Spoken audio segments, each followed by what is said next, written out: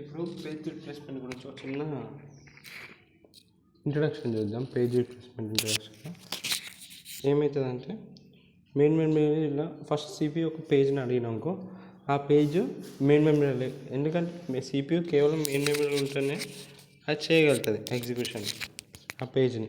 So ఆ CPU ఒక page అడిగితే ఆ పేజ్ మెయిన్ మెమరీ లేకపోతే పేజ్ ఏం చేస్తుంది, ఆపరేటింగ్ సిస్టమ్ చెప్తుంది నేను నాకు కావాల్సిన పేజ్ నా దగ్గర నీ దగ్గర మెయిన్ మెమరీ లేదంటే అప్పుడు ఆపరేటింగ్ సిస్టమ్ డెస్క్కి వెళ్ళి అంటే సెకండరీ మెమరీకి వెళ్ళి అక్కడ నుంచి మన సిపియూకి కావాల్సిన పేజ్ స్వాపింగ్ చేసి ఇక్కడ అవసరం లేని పేజ్ ఇక ఫ్రీ అండ్ స్పేస్ లేదు కదా, ఒక స్పేస్ ఉంటే ఒక స్వాపింగ్ చేస్తే అక్కడ ప్లేసే లేదు.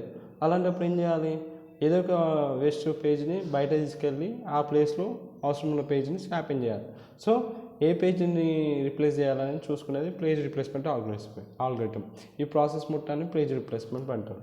దాన్ని అంటారు ఒకవేళ prevent over allocation memory by modifying page fault service routine to include page replacement. So page replacement అనేది చేస్తాం. అలానే దాంతో పాటు మనం మాడిఫైడ్ డర్టీ బిట్ అనేది యూజ్ చేస్తాం.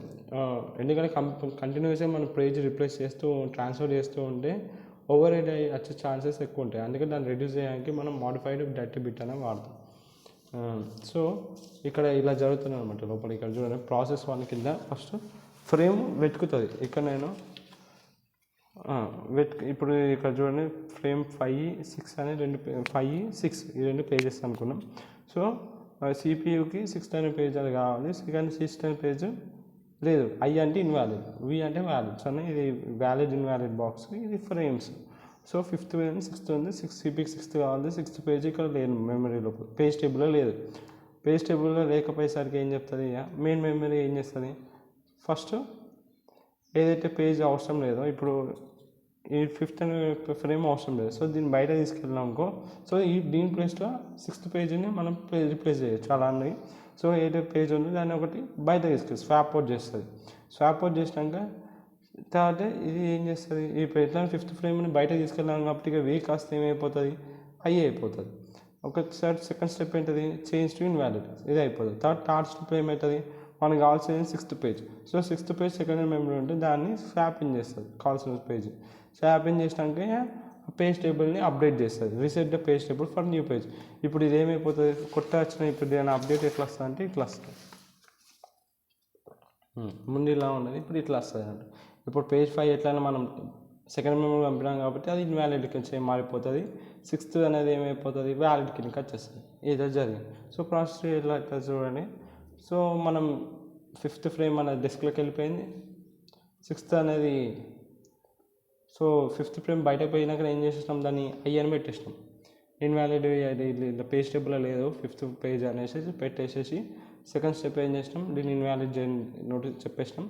థర్డ్ స్టెప్ ఏం చేసినాం, కావాల్సిన 6th పేజ్ని మెయిన్ మెమరీలో తీసుకొచ్చి పేజ్ టేబుల్ని అప్డేట్ చేసినాం. అప్డేట్ చేస్తే ఏమైపోతుంది, పేజ్ 6th పక్కన వి అని వస్తుంది. అప్పుడు సిపియు ఈ పేజ్ని వాడుకుంటుంది. ఇలా జరుగుతుంది అన్నమాట పేజ్ రిప్లేస్మెంట్. ఓకే, అర్థమైందా? ఇంకోసారి అడుగుతున్నా, ఏం లేదు దీంట్లో పేజ్ రిప్లేస్మెంట్ అర్థమైనట్టు అనిపిస్తుంది. సరే ఇంకోసారి బాగానే చెప్పి అంటే ఇక్కడ 3 minutes 4 minutes అయింది కదా, కరెక్ట్ చెప్పడం లేదు నాకు అనిపి. సో ఏం లేదు, ఒక పేజ్ మెయిన్ మెమరీ లేని కావాలి. ఇప్పుడు 2 పేజీలు ఉన్నాయి, 5th and 6th 2 పేజీలు ఉన్నాయి. ఇది చూడండి 4 స్టెప్పులు పేజ్ రిప్లేస్మెంట్ సరిపోతుంది. ఫస్ట్ 5th అనే పేజ్ నాకు అవసరం లేదు. సో దాన్ని ఏం చేయాలి, నేను స్వాప్ అవుట్ చేయాలి. సో ఫస్ట్ నేను స్వాప్ అవుట్ చేసేస్తాను second memory.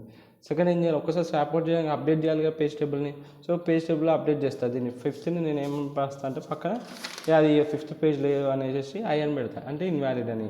Third second step, first నేను పేజ్ని అవసరం లేని పేజ్ని సెకండ్ మెమరీకి స్వాప్ అవుట్ చేసేసిన, పేజ్ టేబుల్ని అప్డేట్ చేసిన. థర్డ్ స్టెప్ ఏంటంటే నాకు కావాల్సిన పేజ్ని స్వాపింగ్ చేయాలి. సో డెస్క్ నుంచి కావాల్సిన పేజ్ని స్వాపింగ్ చేసిన. ఒక్కసారి స్వాపింగ్ చేసిన పేజ్ టేబుల్ అప్డేట్ చేయాలి కదా.